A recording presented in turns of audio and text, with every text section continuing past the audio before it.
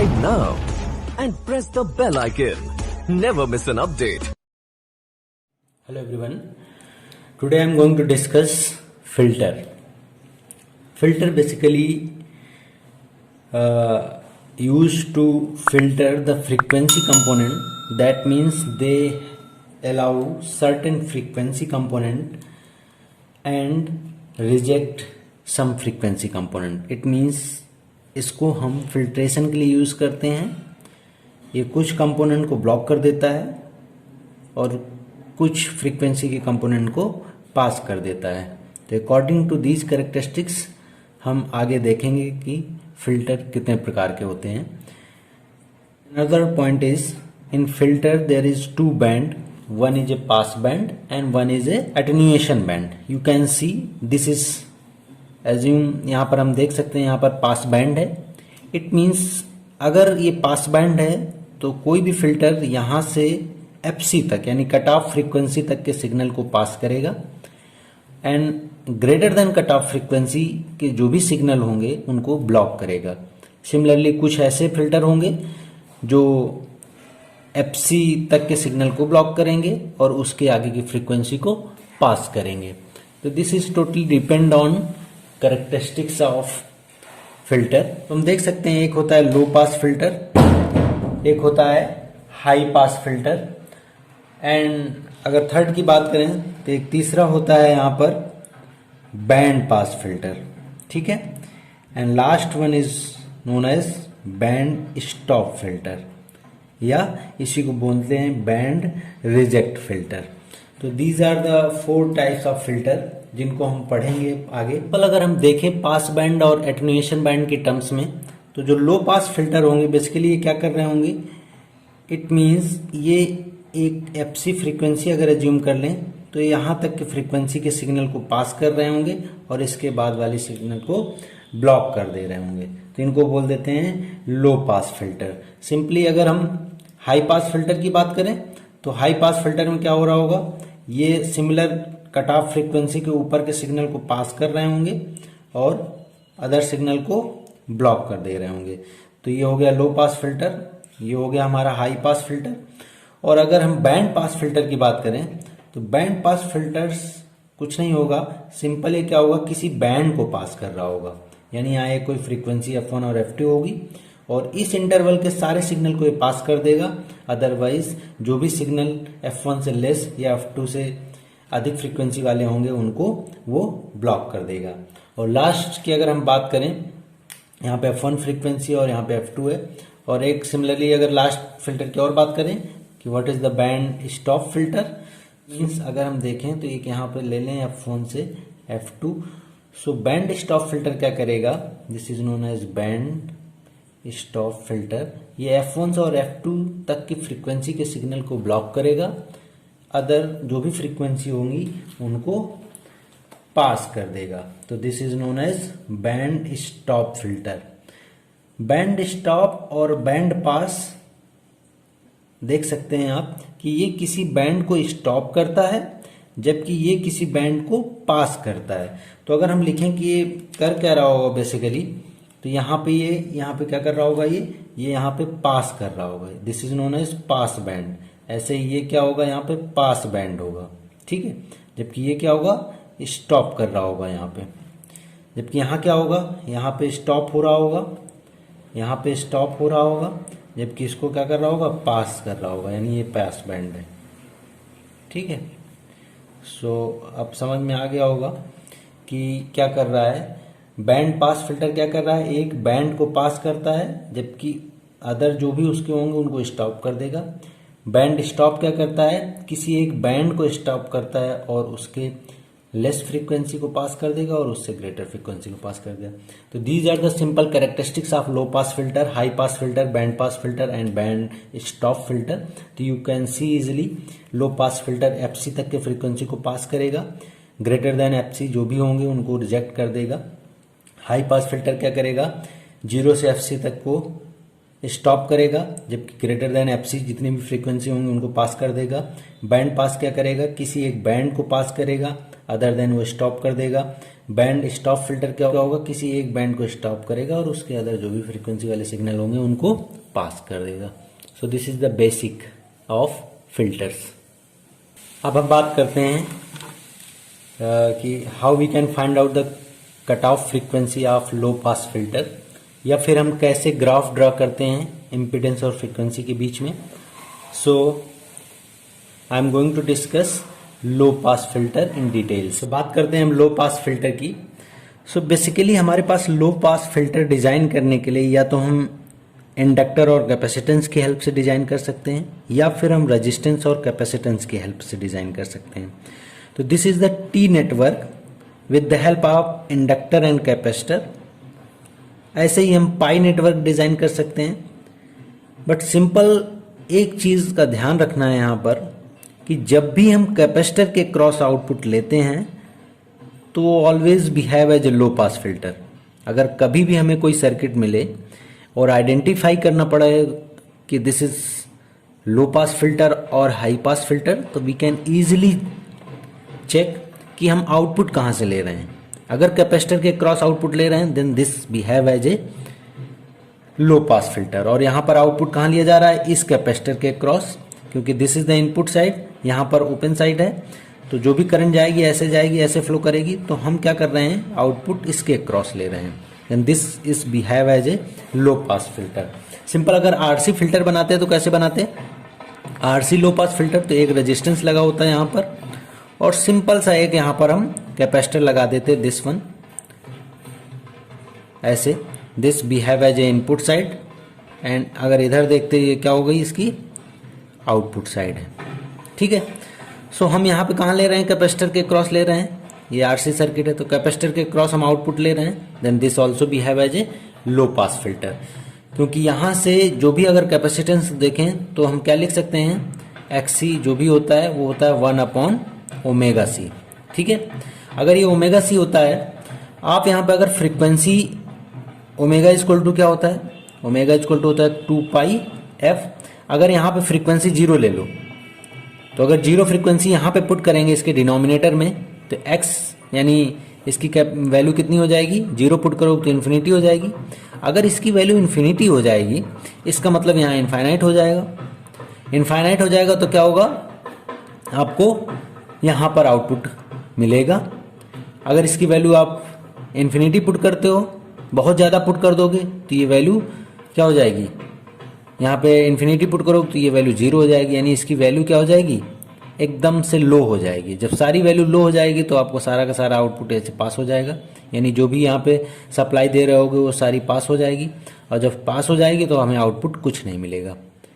जबकि हम जब यहाँ 0 पुट करेंगे तो ये इनफाइनाइट हो जाएगा। इनफाइनाइट हो जाएगा तो यहाँ पर ब्लॉक होगा, और ब्लॉक होगा तो हमें यहाँ पर आउटपुट मिलेगा। तो this behave as a low pass filter. दोनों सर्किट हमारे लो पास फिल्टर की तरह बिहेव कर रहे हैं। तो हम इसकी एनालिसिस करते हैं कि how we can calculate the cut off frequency of this given circuit. So अगर इसमें देखें हम, तो हमारे पास एक सीरीज में ये लगे हुए हैं इंडक्टेंस, और पैरेलल में लगा है कैपेसिटेंस। तो अगर सीरीज की बात करें तो Z1 इक्वल टू हमारे पास इंडक्टेंस लगे हुए हैं, इसको हम क्या लिखते हैं, ओमेगा के टर्म्स में JωL। ठीक है। यही हमारा क्या होता है, XL होता है। ऐसे ही अगर Z2 की बात करें तो Z2 हमारा कैपेसिटेंस लगा हुआ है, जिसको हम बोल सकते हैं XC, और XC इक्वल टू क्या होता है 1/jωc। ये दो हमारे यहाँ पर लगे हुए हैं।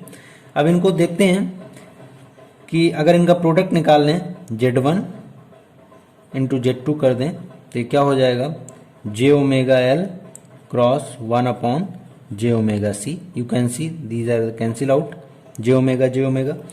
सो हमारे पास यहाँ क्या आ जाएगा, Z1 Z2 is equal to L/C आ जाएगा। ठीक है। और Z1 और Z2 आपको पता है, हमने पहले डिस्कस कर रखा है कि दोनों का मल्टीप्लिकेशन जो होता है वो कैरेक्टरिस्टिक इम्पीडेंस के स्क्वायर के बराबर होता है। यानी ये किसके इक्वल हो जाएगा, R0 के स्क्वायर के बराबर, या Z0 स्क्वायर के बराबर L/C हो जाएगा। तो यहाँ से आ जाएगा R0 is equal to √L/C। तो ये एक रिजल्ट आ गया आपका करेक्टरिस्टिक्स इम्पीडेंस आ गया यहाँ पर हमारे टी नेटवर्क का। This is known as characteristics impedance. दोनों का जो प्रोडक्ट होता है वो इसके इक्वल आता है। ठीक है, सो हम यहाँ पर आ गए। अब हम क्या करेंगे, अब हमें फाइंड आउट करना है कट ऑफ फ्रीक्वेंसी। सो ये टी नेटवर्क है, और अगर ये टी नेटवर्क है तो previously I have already discussed कि टी नेटवर्क के लिए करेक्टरिस्टिक्स इम्पीडेंस कैसे फाइंड आउट करते हैं, और वहाँ पर हमने वैल्यू भी फाइंड आउट कर रखी है। उसका लिंक मैंने डिस्क्रिप्शन बॉक्स में दे दिया है। सो आप लोग देख सकते हो कि how we can find out characteristics impedance of T network. तो उसकी वैल्यू कितनी आई थी, उसकी वैल्यू आई थी जेड ओ यानी characteristics impedance is equal to under root Z1 square by 4 plus Z1 Z2। ये उसकी वैल्यू आई थी। डेरिवेशन हम लोगों ने कर रखा है।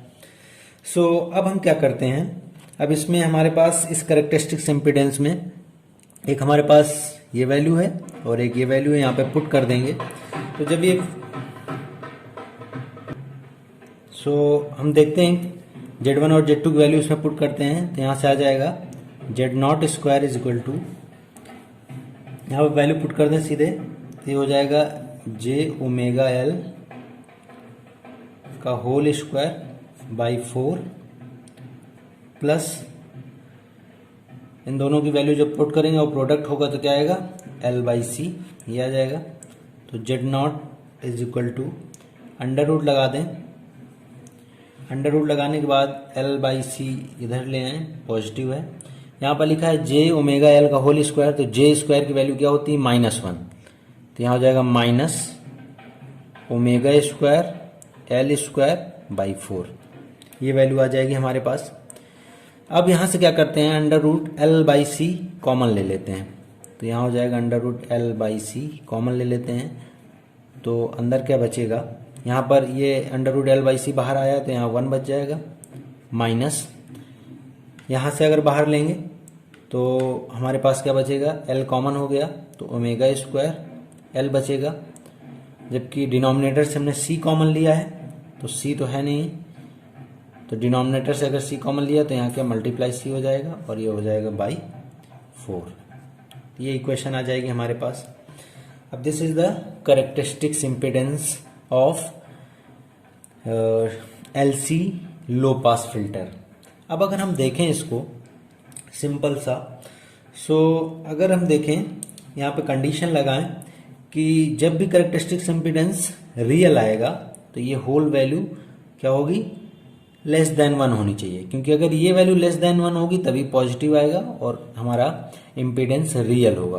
तो फॉर रियल दिस पोर्शन यानी omega square LC by 4 less than 1 होना चाहिए।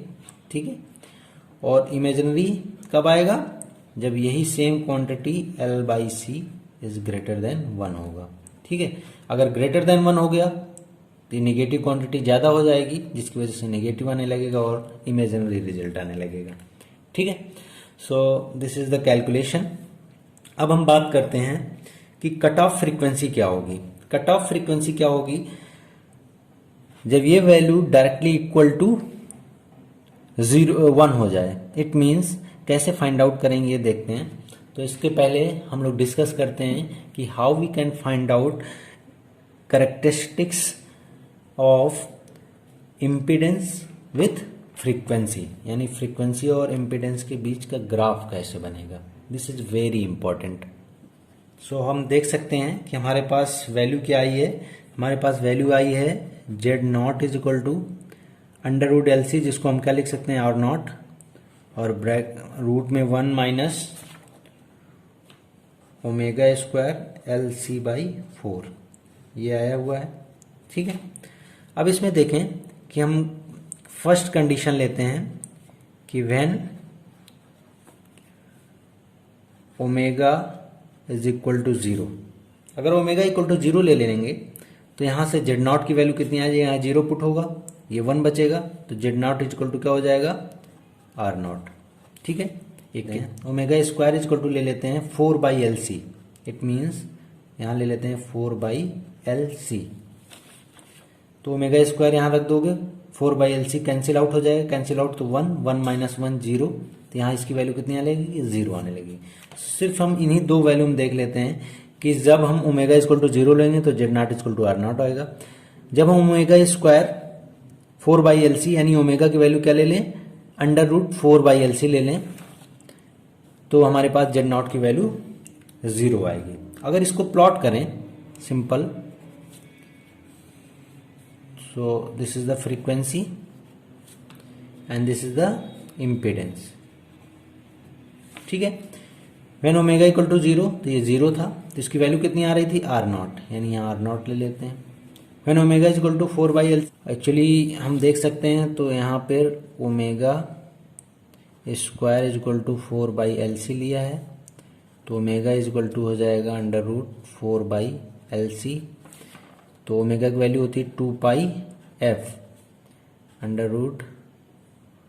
√4/LC। अब अगर यहाँ से देखो तो f इक्वल टू क्या आ जाएगा, f इक्वल टू हो जाएगा 1/π√LC। तो एक्चुअली ये वाला पॉइंट क्या होगा, 1/πLC होगा, यानी √ इसको एज्यूम करते हैं 1/π, ये ठीक है। ग्राफ क्या होगा, यहाँ पे R0 मिल रहा है, यहाँ पे मिल रहा है, तो ये ग्राफ कैसे हो जाता है, ये इस तरीके से ग्राफ आ जाता है यहाँ पर। ये वैल्यू हम देख सकते हैं कैसे आएगी। सो इसी फ्रीक्वेंसी को यहाँ पर बोलते हैं, जब ये वैल्यू इम्पीडेंस वैल्यू क्या हो जाती है, 0 होती है, तो हमें उस टाइम जो भी फ्रीक्वेंसी होती है उसी को बोलते हैं कट ऑफ फ्रीक्वेंसी। और cut off frequency, for cut off frequency क्या होगी, जो भी वैल्यू है ये वाली, जब ये इम्पीडेंस 0 हो जाएगा तो यहाँ पे क्या हो रहा है, ये वाली value omega square equal to 1/, ये 4 ऊपर चला जाएगा और ये हो जाएगा LC, तो ओमेगा इक्वल टू आ जाएगा 2/√LC, ठीक है। अब इसको और सॉल्व करें तो ओमेगा इक्वल टू क्या होता है, 2πf, तो यहाँ पे पुट कर देंगे 2πf, f आ जाएगा, ये इधर चला जाएगा, तो यहाँ से हो जाएगा f equal to 2 cancel out, तो 1/π√LC, और यही आपकी क्या होगी, कट ऑफ फ्रीक्वेंसी होगी। This is the cut off frequency of your low pass filter. So हमें क्या करना है, पहले हमें कैरेक्टरिस्टिक्स इम्पीडेंस फाइंड आउट करना है। कैरेक्टरिस्टिक्स इम्पीडेंस की ये इक्वेशन आ जाएगी, when this value is greater than 1, then ये होल क्वांटिटी निगेटिव आएगी, तो इमेजिनरी आने लगेगी वैल्यू। जब ये लेस देन 1 होगा तो ये रियल आने लगेगा, यानी R0 आ जाएगा, ठीक है। When this value is equal to 1, तो उस टाइम जो भी फ्रीक्वेंसी होगी वही उसकी कट ऑफ फ्रीक्वेंसी होगी। तो इसकी हेल्प से हम इसकी cut off frequency find out कर सकते हैं, and this is your characteristic. So low pass filter की अगर बात करें, लो पास फिल्टर अगर आइडियल है तो सिंपल सा हम इसकी कैरेक्टरिस्टिक्स की बात करते हैं। जो गेन वर्सेस फ्रीक्वेंसी होती है वो कुछ इस तरीके से दिखती है। ये किसके लिए है, आइडियल फिल्टर, क्योंकि कभी भी आइडियल फिल्टर होगा मान के चल रहे हैं तभी ये शार्प एज आ रही, अदरवाइज ये कैसे होगा, अदरवाइज कभी भी शार्प एज नहीं आती, यहाँ पे कुछ कर्व आता है इस तरीके से, ठीक है। बट हम एज्यूम कर लेते हैं कि this is the ideal filter, so हम इसको इस तरीके से बना सकते हैं। यहाँ पर देख सकते हैं जो लो पास फिल्टर है 0 से FC तक की फ्रीक्वेंसी को पास करेगा, यानी ये इसका क्या है, पास बैंड, जबकि आगे इसका क्या है, यहाँ पे स्टॉप बैंड है इसका, ठीक है। सो this is your low pass filter. Thank you so much for watching. Subscribe now and press the bell icon. Never